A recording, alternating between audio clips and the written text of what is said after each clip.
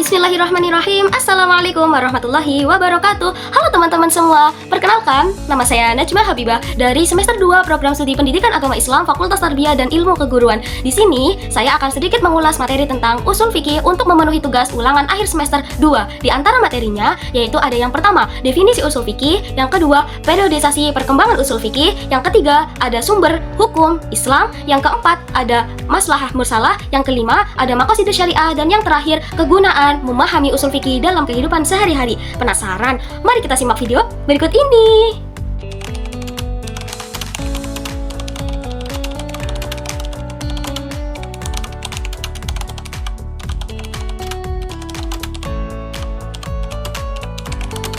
Pertama, kita akan membahas tentang definisi usul fikih. Pada definisi usul fikih memiliki dua makna. Yang pertama, makna idhofi, yaitu dari susunan tarkib idhofi yang terdiri atas mudhof dan mudhof ilaih. Yang kedua, yaitu usul fikih secara makna alam, yaitu ilmu yang berdiri sebagai ilmu tersendiri atau biasa disebut dengan makna laqabi.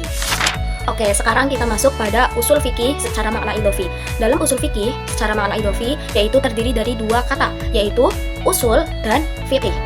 Lafaz usul merupakan jamak dari lafaz al-aslu, yang mana al-aslu memiliki makna dasar atau pokok. Sedangkan al-aslu dalam istilah memiliki tiga makna. Yang pertama, ad-dalil, yang kedua, qaidah kulliyah, dan yang ketiga, ar-rajhan. Kenapa disebut dengan ad-dalil? Karena orang Arab ketika berbicara itu dikembalikan kepada asal, yaitu seperti contoh al-aslu fi hadhil mas'alatil kitab was sunnah ay ad-dalil. Itu yang pertama. Dan yang kedua yaitu qaidah kulliyah. Qaidah kulliyah ini yaitu seperti perkataan buniyal islamu ala khamsi usulin, dan yang ketiga makna rajhan, yaitu makna yang diunggulkan, seperti ucapan al-aslu fil kalamil haqiqah.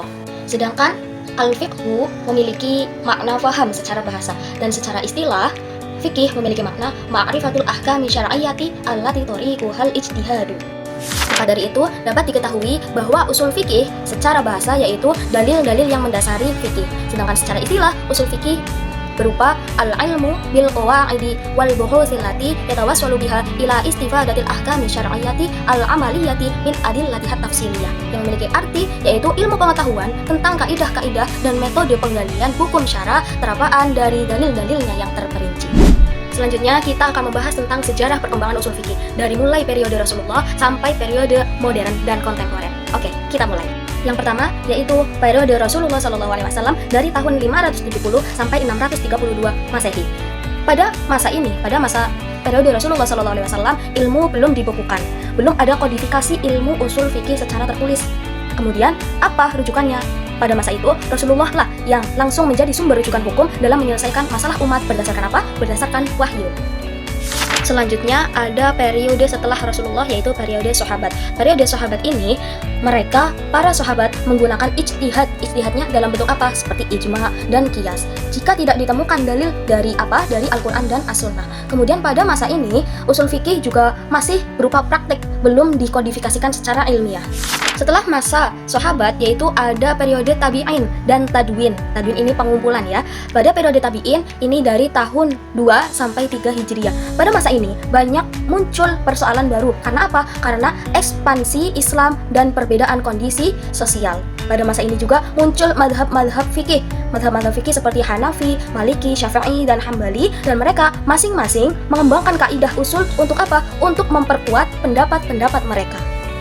Selanjutnya yaitu periode Imam Mujtahid. Pada periode Imam Mujtahid ini, Imam Syafi'i yang tersorot menulis kitab Ar-Risalah, kitab pertama yang sistematis membahas dan mengulas usul fikih. Imam Syafi'i ini mulai menyusun kaidah usul dalam memahami nas-nas Al-Quran seperti am, khos, mutlak, muqayyad, mujmal, mubayyan, dan lain-lain. Selanjutnya setelah periode Imam Mujtahid ada periode perkembangan dari abad 4, tahun 4 sampai 7 Hijriah, yaitu pada masa ini usul fikih mulai berkembang dalam dua corak. Yang pertama yaitu metode mutakallimin, dan yang kedua metode fuqaha, para ahli fiqih. Selanjutnya ada periode modern dan kontemporer. Pada masa ini mulai muncul pembaharuan, yaitu tajdid pemikiran-pemikiran usul fikih. Kemudian muncul juga kajian maqasidus syariah, yaitu tujuan-tujuan dari diadakannya syariat, tujuan-tujuan hukum Islam sebagai apa? Sebagai pendekatan baru dalam ijtihadul ulama. Selanjutnya kita akan membahas tentang sumber-sumber dalil dalam hukum Islam. Yang pertama ada Al-Quran. Al-Quran secara bahasa diambil dari lafaz qara'a yaqra'u Qur'anan. Sedangkan Al-Quran secara istilah dalam kitab Qawaidul Asasiyah fi Usulil Fiqhi, yaitu dijelaskan Al-Kalamul Munazzal ala Sayyidina Muhammadin sallallahu alaihi wasallam al-mu'jiz bi suratin minhu, yaitu wahyu yang diturunkan kepada Kanjeng Nabi Muhammad sallallahu alaihi wasallam yang mengandung mukjizat, yakni mukjizatnya tidak bisa ditandingi walaupun hanya satu surat darinya. Hukum-hukum dalam Al-Quran secara garis besar disebutkan ada 3, yaitu hukum i'tiqadiyah, kedua hukum khuluqiyah, dan yang ketiga hukum amaliyah. Apa itu? Yang pertama, hukum i'tiqadiyah, yaitu hukum-hukum yang berkaitan dengan keimanan kepada Allah, kepada malaikat, kitab-kitab Allah, para rasul, dan kepada hari akhir. Dan yang kedua, ada hukum khuluqiyah, yaitu hukum-hukum yang berkaitan dengan akhlak manusia, wajib berbuat baik dan menjauhi akhlak yang buruk. Dan yang ketiga, ada hukum-hukum amaliyah, yaitu hukum yang berkaitan dengan manusia. Hukum amaliyah ini ada 2, yaitu ibadah dan muamalah. Sumber dalil yang kedua dalam hukum Islam yaitu sunnah. Sunnah secara bahasa yaitu jalan. Sedangkan sunnah secara istilah menurut para ulama ada 3, yaitu 1. Menurut ulama ahli hadis, sunnah yaitu segala sesuatu yang dinukil dari Nabi, baik dari perkataan, perbuatan, sifat, keadaan maupun perjalanan hidup beliau, sebaik sebelum menjadi Rasul maupun setelah menjadi Rasul. Yang kedua, sunnah menurut ahli usul, yaitu segala sesuatu yang dinukilkan dari Nabi, baik berupa perkataan, perbuatan, dan maupun takrir yang mempunyai hubungan dengan hukum. Sedangkan sunnah menurut ahli fikih, yaitu sesuatu amalan yang apabila dikerjakan mendapat pahala dan apabila ditinggalkan tidak mendapat dan dosa. Sunnah dalam hal ini dibagi menjadi 3 macam, yaitu qauliyah, fi'liyah, dan takririyah. Qauliyah yaitu sesuatu hal yang disandarkan kepada Nabi dari segi ucapan. Sedangkan fi'liyah sesuatu hal yang disandarkan kepada Nabi dari segi perbuatan. Sedangkan takririyah yaitu sesuatu hal yang disandarkan kepada Nabi dari ketetapannya beliau. Kemudian kenapa sunnah ini dijadikan sumber hukum dalil dalam Islam yang kedua, yaitu alasannya yang pertama, urudul Quran, urut Al-Quran merupakan qat'i seluruhnya, sedangkan sunnah banyak urut-urut yang dhonni, bersifat dugaan. Kemudian selanjutnya, kenapa sunnah itu dijadikan sebagai dalil hukum dalam Islam yang kedua, yaitu sunnah merupakan penjelas al-bayan bagi Al-Quran. Yang ketiga adalah ijma. Mungkin kita sudah tidak asing ya dengan ijma. Saya ulas kembali. Ijma menurut bahasa yaitu al-azmu ala syai'in, yaitu tekad, keputusan atau keputusan. Secara istilah dalam kitab Qawaidul Asasiyah fi Usulil Fiqhi disebutkan bahwa ijma huwa ittifaqu kullu mujtahidi ulama'il fiqhi min ahlil asri min ummati Muhammadin ba'da wafati nabiha ala hukmil hadisah, yaitu kesepakatan ulama ahli ijtihad dari golongan ulama fikih setiap masa pada zaman umat Nabi Muhammad SAW setelah wafatnya Rasul. Mereka bersepakat dalam apa? Yaitu dalam menetapkan sebuah hukum yang baru. Setelah tadi kita membahas tentang definisi ijma, selanjutnya ada syarat-syarat ijma. Yang pertama, yaitu keberadaan sejumlah ulama yang hidup sezaman dengan peristiwa yang diijmakan, yang disepakati. Syarat yang kedua yaitu kesepakatan seluruh mujtahid dari berbagai penjuru dunia pada masa terjadinya suatu peristiwa. Yang ketiga, penyampaian pendapat dari masing-masing mujtahid sebelum terjadinya kesepakatan. Yang keempat, hukum yang disepakati merupakan hukum syar'i. Yang kelima, kesepakatan terjadi setelah wafatnya Nabi Muhammad SAW. Jadi, ketika kesepakatan terjadi sebelum masa Nabi Muhammad SAW, berarti bukan dinamakan ijma. Selanjutnya ada macam-macam ijma. Macam-macam ijma yaitu ada 2. Yang pertama ijma sukuti dan yang kedua ijma soreh, kualik. Kemudian macam-macam ijma ada 2. Yang pertama ijma soreh dan yang kedua ijma sukuti. Ijma soreh merupakan kesepakatan ulama yang lafadznya telah jelas dan disepakati. Sedangkan ijma sukuti yaitu diamnya para ulama yang dijadikan sebuah kesepakatan. Sumber pengambilan dalil yang keempat adalah qiyas. Qiyas secara bahasa yaitu qadaro, yang memiliki arti mengukur atau membandingkan sesuatu dengan sesamanya.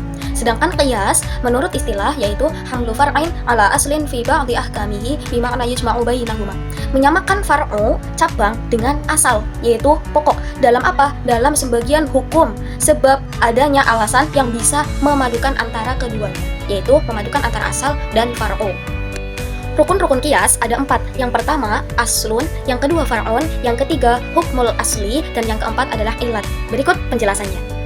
Al-aslu merupakan sesuatu yang hukumnya terdapat dalam nas Al-Qur'an, ya, terdapat dalam nas Al-Qur'an. Nah, aslun ini biasanya disebut dengan maqis alaih, yaitu yang dipakai sebagai acuan atau ukuran. Kemudian yang kedua ada al-far'u. Al-far'u ini merupakan sesuatu yang hukumnya tidak disebutkan dalam nas Al-Qur'an, ya, biasa juga disebut dengan al-maqis, yang diukur.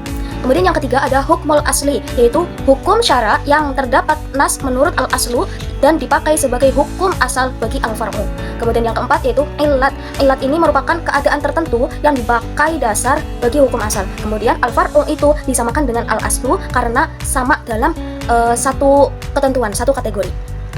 Langsung kita terapkan saja dalam satu hukum, satu masalah. Dalam Al-Quran telah disebutkan bahwa hukum meminum khamar yaitu adalah haram. Lalu bagaimana dengan perasan anggur, nabid, perasan anggur, yang mana nabid tidak disebutkan dalam Al-Quran, akan tetapi dia bisa saja memabukkan. Nah, maka dari ini kita membahas dengan cara qiyas. Begini penjelasannya. Jadi, al-aslu merupakan hukum, suatu hukum yang terdapat dalam Al-Quran. Seperti contoh tadi, minum minuman keras. Kemudian, sedangkan nabid merupakan al-far'u yang tidak disebutkan hukumnya dalam Al-Quran, dalam nas-nas klasik, seperti itu. Nah, kemudian kita ketahui dulu hukum aslinya. Hukum asal dari minuman keras adalah haram. Lalu disamakan dengan keduanya, antara minuman keras dengan nabid ini. Nah, muncullah ilat. Ilatnya apa? Sama-sama memabukkan. Maka dari itu, dalam hal ini nabid bisa disamakan, dikiaskan dengan tadi minum minuman keras. Karena apa? Karena ilatnya itu sama, saling berhubungan, yaitu memabukkan. Dan hukumnya disamakan dengan hukumnya al-aslu, yaitu haram. Kemudian selanjutnya ada pembagian qiyas. Pembagian qiyas ini dibedakan dari beberapa segi. Yang pertama ada qiyas yang dilihat dari segi kekuatan ilat yang terdapat pada furuknya, yaitu ada 3, qiyas aulawi, qiyas adna, dan qiyas musawi. Kemudian selanjutnya ada qiyas yang dijelaskan dilihat dari segi kejelasan ilat hukum tersebut, yaitu ada 2. Yang pertama qiyas jali dan yang kedua qiyas khafi. Ya, selanjutnya yang pertama ada qiyas aulawi yang dilihat dari segi kekuatan ilat pada furuknya. Yang pertama yaitu ada qiyas aulawi. Qiyas aulawi merupakan qiyas yang di dalamnya terdapat aslun dan furuk, yang mana ilatnya furuk lebih tinggi daripada ilatnya al-aslu. Seperti contoh dalam Al-Quran dijelaskan ada ayat fala taqul lahuma uffin. Janganlah kamu berbicara kasar, berbicara seperti itu kepada orang tua. Nah, lalu bagaimana dengan hukum menyakitinya seperti memukul kepada orang tua? Nah, maka dalam hal ini qiyasnya furu lebih tinggi dibandingkan dengan ilatnya aslun. Maka dari itu, hukum memukul orang tua itu haram dan hukumnya disamakan dengan ayat tadi, fala taqul lahuma uffin, itu haram. Kemudian yang kedua ada qiyas adna. Dalam qiyas adna ini dijelaskan bahwa adanya ilatnya furu dan ilatnya aslun itu sama-sama sebanding, seperti itu. Kemudian yang ketiga ada qiyas adna. Yang kedua ada qiyas musawi. Qiyas musawi merupakan qiyas yang di dalamnya terdapat aslun dan furu, yaitu ilatnya furu dan ilatnya aslun itu sama-sama sebanding. Kemudian yang ketiga ada qiyas adna. Qiyas adna dalam hal ini yaitu ada aslun dan furu, tapi ilatnya furu lebih rendah daripada ilatnya al-aslun. Seperti contoh yang tadi saya sebutkan, yaitu meminum khamar dan meminum nabid. Bagaimana hukumnya nabid? Maka dari itu hukumnya nabid disamakan dengan hukum meminum minuman khamar, yaitu haram. Akan tetapi dalam hal ini ilatnya furu lebih rendah daripada ilatnya al-aslu. Selanjutnya ada qiyas yang dilihat dari segi kejelasan ilat hukumnya, yaitu yang pertama ada qiyas jali. Qiyas jali merupakan qiyas yang ilatnya ditegaskan oleh nas. Bersamaan dengan apa? Bersamaan dengan penetapan hukum asal, atau ilatnya tidak ditegaskan oleh nas, akan tetapi dapat dipastikan bahwa tidak ada pengaruh dari perbedaan antara aslun dan furuknya. Kemudian yang kedua ada qiyas khafi. Qiyas khafi merupakan qiyas yang ilatnya tidak disebutkan dalam nas Al-Quran. Contoh, mengkiaskan pembunuhan dengan menggunakan benda berat kepada pembunuhan dengan menggunakan benda tajam. Dalam apa? Dalam pemberlakuan hukum qiyas. Karena apa? Karena ilatnya itu sama-sama membunuh, yang dilakukan dengan sengaja, unsurnya yaitu permusuhan. Selanjutnya kita akan membahas tentang maslahah mursalah.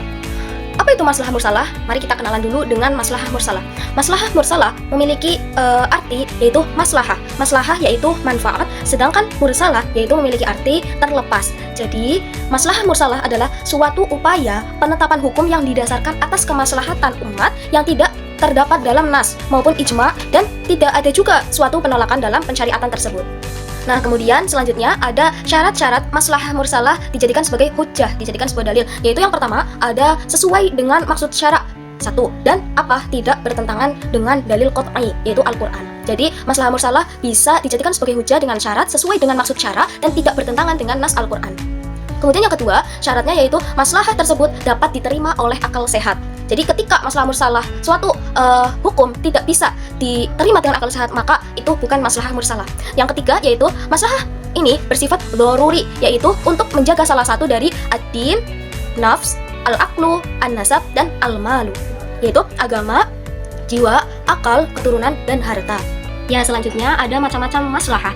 Macam-macam maslahah ini dibagi dari beberapa aspek, yaitu yang pertama ada dari segi kualitas dan kepentingan kemaslahatan. Ada 3, yang pertama doruriyah, yang kedua hajiyah, dan yang ketiga tahsiniyat. Kemudian selanjutnya ada maslahah yang dilihat dari segi kandungan maslahahnya, yaitu ada 2, ada maslahah ammah dan maslahah khassah. Kemudian yang ketiga ada maslahah yang dilihat dari segi berubah atau tidaknya suatu kemaslahatan tersebut, yaitu ada 2, yang pertama maslahah tsabitah dan yang kedua maslahah mutaghayyirah. Kemudian yang keempat ada maslahah yang dilihat dari segi keberadaan maslahat menurut syaratnya, yaitu ada 3, yang pertama maslahah mu'tabarah, yang kedua maslahah mulghah, dan yang ketiga maslahah mursalah. Selanjutnya kita akan membahas tentang maqasidus syariah. Apa itu maqasidus syariah? Maqasidus syariah yaitu memiliki arti maqasid dan syariah. Maqasid memiliki arti tujuan-tujuan, sedangkan syariat memiliki arti hukum-hukum Islam. Jadi, maqasid syariah adalah tujuan-tujuan utama yang ingin dicapai oleh syariat Islam dalam apa? Dalam menetapkan hukum, yaitu untuk mendatangkan suatu kemaslahatan dan menolak mafsadah bagi manusia. Kemudian, menurut Imam Asy-Syatibi, maqasidus syariah memiliki 5 hal inti yang bisa dijadikan prinsip, yaitu yang pertama ada hifdzuddin, yaitu menjaga agama. Yang kedua ada hifdzun nafsi, yaitu menjaga jiwa. Yang ketiga ada hifdzul aqli, yaitu menjaga akal. Yang keempat ada hifdzun nasab, yaitu menjaga keturunan, dan yang terakhir ada hifdzul mal, yaitu menjaga harta. Jadi prinsip-prinsip ini itu memiliki tingkatan tersendiri, yang pertama sampai yang terakhir. Oke teman-teman, kita telah memasuki materi yang terakhir, yaitu tentang contoh-contoh usul fikih yang dapat kita terapkan dalam kehidupan sehari-hari. Saya menemukan satu contoh nih, yaitu ketika kita sholat, apakah boleh dilaksanakan dalam satu kendaraan? Jawabannya tentu boleh, karena dalam keadaan darurat, dan ada kaidah fikih yang mengatakan bahwa al-masyaqqatu tajlubu taysir, yaitu kesulitan akan mendatangkan kemudahan.